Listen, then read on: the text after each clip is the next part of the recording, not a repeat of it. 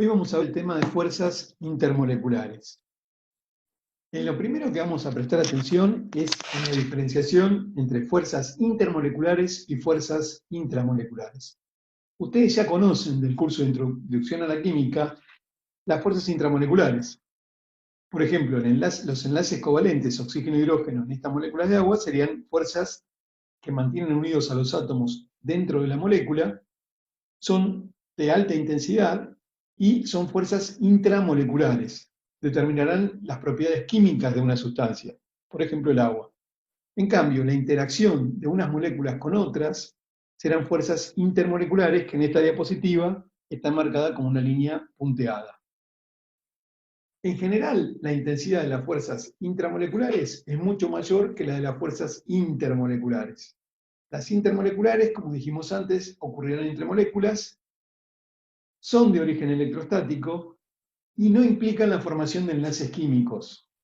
Bueno, como dijimos anteriormente, son de intensidad menor que las intramoleculares y van a determinar propiedades físicas de la sustancia.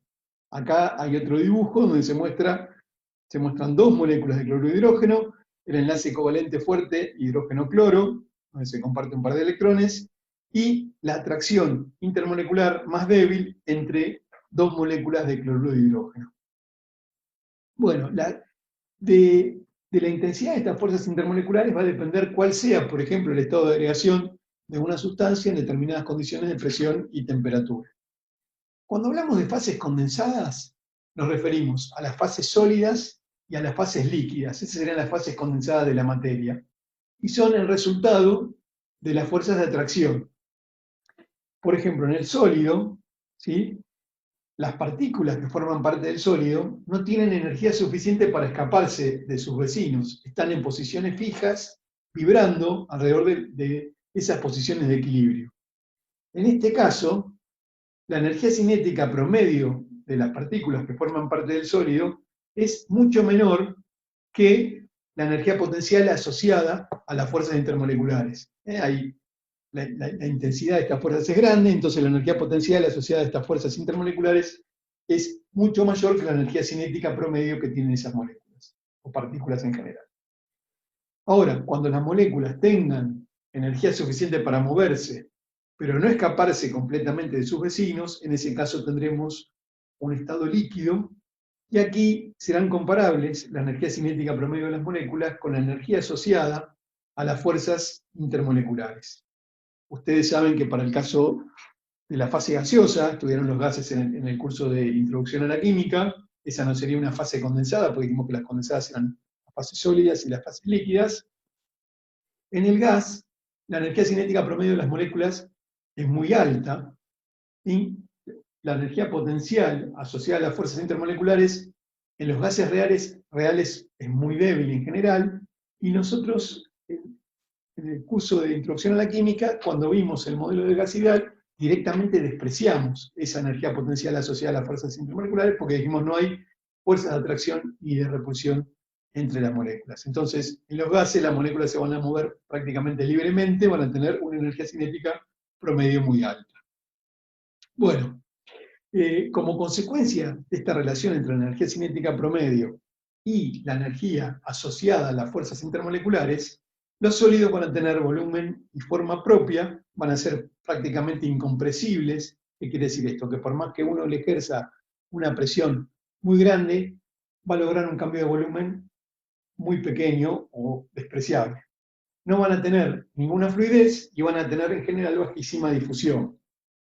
En tanto que los líquidos van a tener volumen propio, van a adoptar la forma de recipiente, van a tener muy baja compresibilidad, es decir, que van a necesitar presiones muy altas para lograr cambios de volúmenes muy pequeños, y van a tener una moderada fluidez y difusión.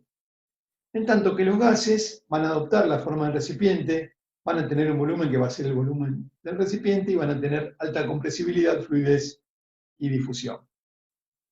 Bueno, ¿cómo afectan estas fuerzas intermoleculares a las propiedades físicas de la sustancia? Bueno, cuanto mayor sea la intensidad de las fuerzas intermoleculares que tenga la sustancia, más cantidad de energía voy a necesitar para vencerlas. Y esto influye en muchas propiedades físicas. Por ejemplo, si tenemos una sustancia que en determinadas condiciones es un sólido, cuanto mayor sea la intensidad de las fuerzas intermoleculares en el sólido, mayor será la temperatura de fusión. Es decir, voy a tener que entregarle mayor energía para pasar ese sólido a la fase líquida. El proceso de fusión sería el pasaje del sólido al líquido, en una condición de presión determinada, ¿no es cierto? Entonces, en el sólido, las moléculas estarán, como dijimos antes, en posiciones fijas, donde están vibrando alrededor de posiciones fijas. Bueno, si se produce la fusión, yo tendré que separar esas moléculas para lograr el estado líquido, donde las moléculas están empaquetadas en forma más aleatoria, con libertad de movimiento. Por lo tanto, cuanto mayor sea la intensidad de estas fuerzas intermoleculares, mayor cantidad de energía voy a tener que entregarla de sólido para pasar a la fase líquida y por lo tanto mayor será la temperatura de fusión. La solidificación, bueno, está marcado acá, sería el pasaje inverso del estado líquido al estado sólido. Si la sustancia, por otro lado, es líquida, cuanto mayor sea la intensidad de las fuerzas intermoleculares, mayor será la temperatura de ebullición. Es decir, voy a tener que calentar a ese líquido a una temperatura más alta, voy a tener que entregarle más energía para que el líquido pueda pasar a la fase gaseosa en forma masiva. Y en general, bueno, uno dice que cuanto mayor es la temperatura de ebullición de un líquido, menor será su volatilidad. Si la sustancia es gaseosa, cuanto mayor sea la intensidad de las fuerzas intermoleculares, más fácil será condensarla. Bueno, entonces voy a tener que enfriarla, si las fuerzas intermoleculares son altas, a una temperatura no tan baja. Entonces, para pasarla a la fase líquida. Entonces, mayor será la temperatura de condensación. La condensación sería el pasaje de la fase gaseosa, donde las moléculas están muy separadas, moviéndose muy rápidamente, como dijimos anteriormente, a la fase líquida, donde las moléculas están empaquetadas en forma aleatoria y con libertad de movimiento. Bueno, entonces acá tenemos marcado el proceso de vaporización, el líquido a vapor y el proceso inverso de condensación. Acá hay un ejercicio que sirve para ver si podemos identificar cuáles son, en qué procesos se rompen enlaces covalentes, es decir, se vencen fuerzas intramoleculares o simplemente se vencen fuerzas intermoleculares entre las moléculas. Fíjense, hay varios incisos. El primero dice la vaporización del agua. La vaporización sería el pasaje de la fase líquida a la fase vapor. El tercero, vamos a ver algunos en particular. La sublimación del hielo seco sería el dióxido de carbono sólido, es el hielo seco, a dióxido de carbono gaseoso. Sería un pasaje de sólido a gas sin pasar por el estado líquido intermedio. Y el tercero es la fusión de un trozo de hielo, de sólido a líquido. Por ejemplo, a 0 grados centígrados puede ocurrir la fusión del hielo a la fase líquida si la presión es de 1 atmósfera. Entonces, en esos tres casos, la vaporización, pasaje de líquido a gas, sublimación de sólido a gas y fusión de sólido a líquido, ahí lo que estamos haciendo es separar las moléculas, ¿sí?, venciendo fuerzas de atracción que hay entre ellas, que son fuerzas intermoleculares. Entonces estamos venciendo fuerzas intermoleculares tanto en el proceso de vaporización como el de sublimación o el de fusión, porque logramos estado de agregación donde las moléculas están más separadas que lo que estaban originalmente. En tanto que en el B y en el E, el B dice la descomposición del tetróxido de dinitrógeno en dióxido de nitrógeno. Esto está representado acá, la molécula de tetróxido de dinitrógeno, donde los átomos de nitrógeno son los azules y los de oxígeno son los rojos. Por calentamiento se puede romper el enlace nitrógeno-nitrógeno, y ahí se está rompiendo un enlace covalente, nitrógeno-nitrógeno, es decir, que se está venciendo una fuerza intramolecular, y por cada molécula de N2O4 tendremos 2 de dióxido de nitrógeno, que este es un gas de color marrón. Y en el último caso, la disociación del flúor en átomos de flúor, bueno, acá está representada la estructura de Lewis de la molécula de flúor, donde los dos átomos completan el octeto. Cuando se produce la disociación, se rompe este enlace, bueno, y me quedan dos átomos de flúor, cada uno con 7 electrones de valencia, entonces estamos rompiendo un enlace o venciendo una fuerza intramolecular. Bueno, Los tipos de fuerzas intermoleculares que vamos a ver son fuerzas de origen electrostático y en muchos de los casos está involucrado el momento dipolar de la molécula. Entonces, les pido que hagan un repaso del tema del momento dipolar tal como lo vimos en el curso de Introducción a la Química. Yo acá anoté algo, pero es muy breve lo que está escrito acá en la diapositiva. Yo les pido a ustedes que lo repasen más conscientemente. Bueno, si recordamos que en una molécula, por ejemplo, diatómica como esta, fluoruro de hidrógeno, ¿sí? Cuando teníamos dos átomos con distinta electronegatividad que estaban formando un enlace covalente, el más electronegativo, en este caso el flúor, atraía más los electrones compartidos en la unión química, eso quería decir que sea más electronegativo, y por lo tanto adquiría una carga parcial negativa. Si este adquiría una carga parcial negativa, bueno, sobre el hidrógeno quedaba una carga parcial positiva, y ese par de cargas de signo contrario y del mismo valor absoluto constituían lo que se conoce como un dipolo, que está caracterizado por un momento dipolar, que es un vector que por convención apunta hacia el átomo más electronegativo, que en este caso es el átomo de flúor, y cuyo módulo es el producto de la carga, en valor absoluto, por la distancia de separación, que en este caso la llamamos R. Si las moléculas diatómicas estaban formadas por dos átomos iguales, como el hidrógeno, el oxígeno o el flúor, bueno, esta molécula es una molécula no polar, estas son moléculas no polares, no tienen momento dipolar, porque no hay un átomo más electronegativo que otro en las moléculas, los dos son iguales. En cambio, si las moléculas diatómicas son heteronucleares, es decir, que están formados por átomos distintos, como por ejemplo fluoruro de hidrógeno, cloruro de hidrógeno, monóxido de carbono o monóxido de nitrógeno, estas poseerán momento dipolar porque hay un átomo más electronegativo que el otro. Por ejemplo, en los dos primeros, el flúor, el halógeno, el flúor y el cloro serían los más electronegativos, y en las dos últimas, el oxígeno sería el más electronegativo. Entonces, estas moléculas serán polares. Bueno, en el caso de las moléculas poliatómicas, que son las que tenían más de dos átomos en la molécula, bueno, para decidir si eran polares o no, lo que teníamos que aplicar es la teoría de repulsión de pares de electrones de valencia. Teníamos que ver cuál era la geometría de distribución de grupos electrónicos alrededor del átomo central, y después teníamos que ver la geometría molecular. ¿Se acuerdan que para la molecular había que tener en cuenta solamente los grupos enlazantes alrededor del átomo central? Y de acuerdo a eso, por ejemplo, si la molécula tenía enlaces polares, en algunos casos los vectores momento dipolar de los enlaces se cancelaban y me podían dar como resultado una molécula no polar. Pero en otros no se cancelaban y la molécula era polar. Entonces les pido que hagan un repaso de este tema tal como lo vimos en el curso de Introducción a la Química. Bueno, vamos a extender el concepto de momento dipolar en el curso de Química General y vamos a tener en cuenta que el momento dipolar neto de una molécula determinada va a tener dos componentes. Va a tener un componente que es el momento dipolar permanente, que acá está indicado como mu0, que es el mismo que habíamos visto en el curso de Introducción a la Química, que repasamos en la diapositiva anterior. Pero además va a tener un término adicional, ¿sí? Vamos a ver en la siguiente diapositiva a qué se refiere este término adicional.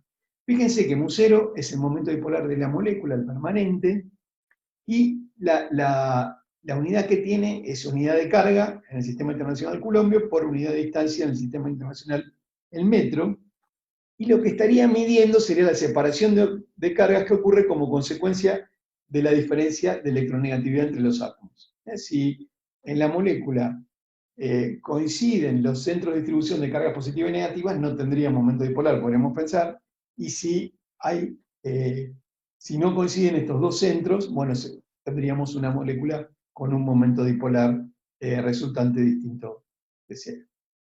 Bueno, el segundo término tiene un factor que es alfa, que se conoce como la polarizabilidad de la molécula, que tendrá estas unidades, no importan las unidades por ahora, coulombio por metro cuadrado sobre voltio, y lo que me está indicando es la facilidad con la que se distorsiona o se deforma la nube electrónica de la molécula por acción de un campo eléctrico E. E lo que aparece acá sería el campo eléctrico, y ese campo estaría generado por unión o por otra molécula. Es decir, si yo tengo una determinada molécula y a esa molécula le acerco unión u otra molécula, bueno, la distribución de los electrones en la primera molécula podrá cambiar justamente por la acción del campo eléctrico que genera la segunda molécula o ion. Y esa polarizabilidad alfa depende del peso molecular relativo. ¿Por qué? Porque cuanto mayor cantidad de electrones tenga la molécula, y en general eso va de la mano del aumento del peso molecular, más fácilmente se va a poder distorsionar esa nube electrónica de la molécula. Bueno, y también vamos a ver en algún ejemplo que depende de la forma de la molécula. Bueno, en moléculas, si las moléculas son polares, eso quiere decir que, como sabíamos del curso de introducción, mu0 es distinto de 0, y alfa, cuidado con esto, alfa siempre es distinto de 0 para cualquier molécula. Entonces, si tengo una molécula polar, tanto mu0 como alfa van a ser distintos de 0, y los dos términos van a contribuir al momento dipolar neto de la molécula. ¿Cuál será la contribución de ambos términos? Bueno, eso depende del peso molecular. Si las moléculas son livianas, moléculas de bajo peso molecular, en general el término preponderante es el del momento dipolar permanente. Es decir, que mu0 es mayor que alfa por E, y el momento neto, que es la suma, está regulado, está dado por el momento dipolar permanente de la molécula, es decir, por mu0. Pero si las moléculas son de pesos moleculares intermedios a altos, la polarizabilidad alfa juega un papel más importante que el momento dipolar, y en ese caso, alfa por E es mayor que el momento dipolar permanente de la molécula. Esto estamos hablando acá de moléculas polares, donde mu0 es distinto de 0. En cambio, si la molécula es no polar, es decir, no tiene un momento dipolar permanente resultante, es decir, mu0 es igual a 0, en este caso también alfa es distinto de 0, dijimos que alfa era distinto de 0 para todas las moléculas, y como este término es 0, el único término que va a contribuir es el que está relacionado con la polarizabilidad. Ese va a contribuir al momento dipolar neto de la molécula. Bueno, acá yo lo puse de nuevo, pero es algo para recalcar. La polarizabilidad alfa está presente en todas las moléculas, sean polares o no. Es decir, que todas las moléculas en presencia de un campo eléctrico van a tener la posibilidad de que su distribución electrónica sea deformada, o sea, alterada. Bueno, vamos a ver cuáles son los tipos de fuerzas intermoleculares. Las primeras que yo les voy a mencionar incluyen iones. Algunos libros dicen, bueno, estas no las incluimos dentro de las intermoleculares porque no son entre moléculas, ya que de alguna manera tiene que haber incluido un ion para que exista este tipo de fuerza. Pero bueno, como son importantes estas fuerzas, tenemos que conocerlas igual, por más que las incluyamos o no dentro del nombre fuerzas intermoleculares. La primera que vamos a considerar es la fuerza ion-ion, que se da entre cationes y aniones, en compuestos iónicos. Por ejemplo, si tengo un cristal de cloruro de sodio, bueno, los cationes sodio con los aniones cloruro estarán atraídos por fuerzas electrostáticas del tipo ion-ion. O si el cristal fuera, por ejemplo, el sulfato de níquel 2, bueno, los cationes níquel más 2 van a estar atraídos por los aniones sulfato por fuerzas del tipo ion-ion. Este tipo de fuerzas tienen una energía potencial asociada que es directamente proporcional al producto de las cargas e inversamente proporcional a la distancia de separación entre los iones en este caso. En este gráfico está representada la energía potencial en función de la distancia de separación. Fíjense que en esta energía potencial en particular, la distancia de separación aparece elevado en el denominador a la potencia 1. Es decir, que lo que nos indicaría cómo varía la energía potencial en función de la distancia sería la curva esta que está acá representada en la diapositiva de color rojo. Si la distancia de separación entre los dos iones es infinita, bueno, la energía potencial tiende a cero. Es decir, que para distancias muy grandes la energía potencial sería prácticamente cero. Y lo que se ve es que cuando los dos iones se van acercando, la energía potencial, en este caso, se haría más negativa. ¿Por qué? Si considero dos iones de signo contrario, estamos hablando, por ejemplo, de una interacción entre un catión y un anión, este producto, Q1 por Q2, tendría carga negativa. Entonces lo que me estaría diciendo la curva es que a medida que los iones se van acercando, la energía potencial es menor la energía potencial de ese sistema formado por los dos iones, lo que quiere decir que es un sistema más estable que cuando los iones estaban infinitamente alejados uno respecto del otro. Eso me está indicando que hay una atracción entre el catión y el anión. Bueno, hay otro tipo de fuerzas intermoleculares donde aparecen los iones involucrados, y una de ellas es la fuerza ión-dipolo. Se va a dar entre cationes o aniones y moléculas polares. Fíjense que esto tiene la característica de que no van a poder existir estas fuerzas en sustancias puras. ¿Por qué? Porque tengo que tener por un lado iones y por el otro lado moléculas. Es decir, tengo que tener un compuesto iónico que aporte los iones y tengo que tener un compuesto formado por moléculas que sean polares. Por ejemplo, el caso más común sería el de la molécula de agua, donde, bueno, acá se muestra el momento dipolar resultante que apuntaría hacia el átomo de oxígeno, siempre hacia el más electronegativo. Hay una zona de la molécula con carga negativa que estaría principalmente centrada sobre el átomo de oxígeno, y una zona positiva que está donde está centrada alrededor de los átomos de hidrógeno. Bueno, este tipo de fuerza se explica, por ejemplo, por qué cuando se disuelve un sólido iónico en agua, ¿por qué existe esa disolución? ¿Por qué los sólidos iónicos son solubles en agua? Bueno, justamente porque va a haber una atracción entre los cationes y los aniones, que forman parte del sólido iónico, con las moléculas de agua.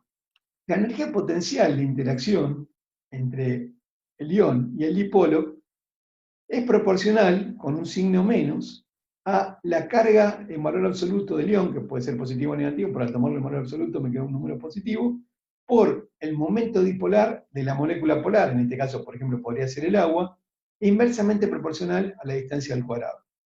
La curva que me dice cómo varía la energía potencial con la distancia, con 1 sobre r cuadrado, sería la que aparece. O sea, la energía potencial que tiene en su fórmula 1 sobre r al cuadrado, en función de la distancia, perdón, sería la curva de color naranja. Fíjense que en este caso también, si la distancia es muy grande, la energía potencial tiende a cero. A medida que el dipolo, sería la molécula polar, y el ion se van acercando, la energía potencial me va a dar cada vez menor, es decir, que estaría teniendo un sistema cada vez más estable. ¿Sí? Similar a lo que pasaba anteriormente. Pero ¿cuál es la diferencia en la variación con la distancia para la fuerza del tipo ion-ion o la ion-dipolo? La ion-ion tenía una dependencia con 1 sobre r, como la que está mostrada acá en rojo. Entonces, si uno duplicaba, por ejemplo, la distancia de separación entre los iones, la energía potencial me quedaba reducido a un medio del valor inicial. En cambio ahora, como la distancia está elevada al cuadrado en el denominador, si uno duplica la distancia de separación entre el dipolo y el ion, la energía potencial, lo que ocurre es que queda dividido por 4. Eso lo que está indicando es que es una fuerza de interacción de menor alcance que la del ion-ion, es decir, que el dipolo y el ion tienen que estar muy próximos para que ocurra esa interacción, por ejemplo, bueno, una interacción de atracción entre el ion y el dipolo. En la siguiente diapositiva se muestra cómo hay un esquemita de cómo sería la disolución de un cristal iónico, por ejemplo, cloruro de sodio. Los aniones cloruros estarían representados por estas esferas de color amarillo, y los cationes sodio por estas esferitas más chicas de color marrón. Cuando se disuelven en agua, estas serían las moléculas de agua que son polares, están mostrados los momentos dipolares de las moléculas con los vectores. Lo que ocurre es que los iones se separan. Entonces los aniones se rodean de moléculas de agua de tal forma que los dipolos estén orientados de esta forma, es decir, que la parte positiva de la molécula de agua apunte hacia la carga negativa, que sería hacia el anión. O sea, los átomos de hidrógeno apuntarían hacia el anión, se orientan de esa manera. Y en este caso, para los cationes es al revés. La parte negativa de la molécula de agua, que sería el átomo de oxígeno, bueno, estaría apuntando hacia los cationes sodio. Entonces, esto, lo que ocurre acá sería una solvatación, porque los iones se rodean de moléculas de solvente, Y en el caso particular de que el solvente sea agua, también se dice que es una hidratación. Bueno, lo que se ve acá en la fuerza ion-dipolo sería un catión rodeado de moléculas de agua, de nuevo, donde ven que los átomos de oxígeno estarían próximos al catión, y en este otro caso el anión rodeado de las moléculas de agua, pero ahora se ve que la parte que se acerca más al anión sería la de los átomos de hidrógeno, donde se concentran las cargas positivas de la molécula. Bueno, en general ustedes saben que las sustancias iónicas se disuelven en solventes polares, y la explicación que le podemos dar es porque en este caso hay una estabilización, digamos, hay una atracción entre los iones y las moléculas polares, porque estas tienen un valor apreciable del momento dipolar. Cuando los solventes son poco polares o no polares, en este caso mu tendría un valor chico o cero, entonces en ese caso, bueno, las fuerzas de interacción serán de menor intensidad, o no habrá interacción entre los iones y las moléculas del solvente, y la solubilidad, o sea, la disolución de la sustancia iónica no se verá favorecida en ese solvente. Acá está representado, bueno, el catión rodeado de moléculas polares, con la parte negativa de la molécula apuntando hacia el catión, como vimos en el caso del agua anteriormente, y el anión rodeado de moléculas polares con la parte positiva de la molécula polar apuntando hacia el anión. Ejemplos donde aparezcan fuerzas ion-dipolo, y tendré que tener un ion, por ejemplo, catión potasio, una molécula polar, por ejemplo, podría ser amoníaco. Acá tenemos con un anión bromuro, con una molécula polar, óxido nítrico, monóxido de nitrógeno, o el catión aluminio con una molécula polar como el cloroformo. Esta es una molécula donde el átomo central es el carbono, tiene 4 grupos enlazantes, un hidrógeno o se está formando 4 enlaces covalentes, uno con un hidrógeno y 3 con átomos de cloro. Como los átomos que están unidos al carbono central son diferentes, bueno, tendrá un momento dipolar resultante, entonces será una molécula polar. Bueno, cuando se cristaliza una sal a partir de una solución acuosa, ¿qué quiere decir? Supónganse que uno tiene una solución de sulfato cúprico en agua, ¿sí? Y lo que hace es evaporar el solvente. Bueno, lo que van a ver, lo dejan evaporándose, por ejemplo, el solvente, lo que vería uno es que si se evapora parte del solvente, se van a formar cristales a partir de la solución. Entonces, esos iones, cuando formen la estructura cristalina, pueden retener a las moléculas de agua formando sólidos hidratados. Ustedes vieron en el curso de Introducción a la Química algunos problemas donde se trabajaba, por ejemplo, con sulfato de cúprico pentahidratado, porque tenía 5 moléculas de agua asociadas por cada molécula, si quieren decirlo así, de sulfato cúprico, o, por ejemplo, el carbonato de sodio decahidratado, donde en este caso, por cada molécula de carbonato de sodio habrá 10 moléculas de agua. Entonces, esto se explica justamente por fuerzas del tipo ion-dipolo, o sea, retienen a las moléculas de agua en la estructura cristalina, estas sales, en este caso son 2 sales, justamente por una interacción entre los iones que forman parte de la sal y las moléculas de agua. Dijimos anteriormente que la energía potencial, en este caso, depende de la carga del ion, del momento dipolar de la molécula, e inversamente de la distancia al cuadrado, la distancia de separación entre el centro del ion y la molécula polar. Entonces, lo que ocurre en general es que los iones más pequeños, donde la distancia entre el centro del ion y la molécula es más chica, bueno, tienen fuerzas de interacción más intensas, pues si R es más chiquito, quiere decir que se estabiliza más ese par ion-molécula respecto de cuando estaba separado infinitamente. Entonces, por lo tanto, la fuerza de interacción será más importante cuando R sea más chico.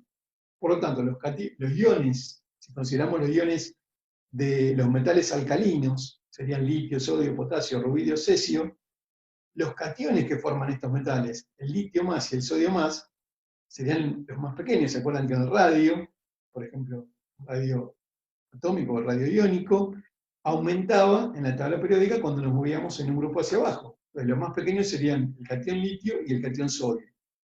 Estos más pequeños son capaces de formar sales hidratadas, mientras que los otros que aparecen en el mismo grupo de la tabla periódica, el potasio, el rubidio y el cesio, estos forman sales anhidras, es decir, no forman sales hidratadas, no retienen moléculas de agua en la estructura del sólido cristalino. Justamente porque estos tienen radios más grandes y por lo tanto la interacción entre el dipolo y el ion no se ve favorecida. Si compara, fíjense, dijimos, el potasio no forma sales hidratadas. Si me fijo en el bario, tiene un radio iónico que es muy similar al del catión potasio. El catión bario más 2 tiene un radio muy similar al del catión potasio.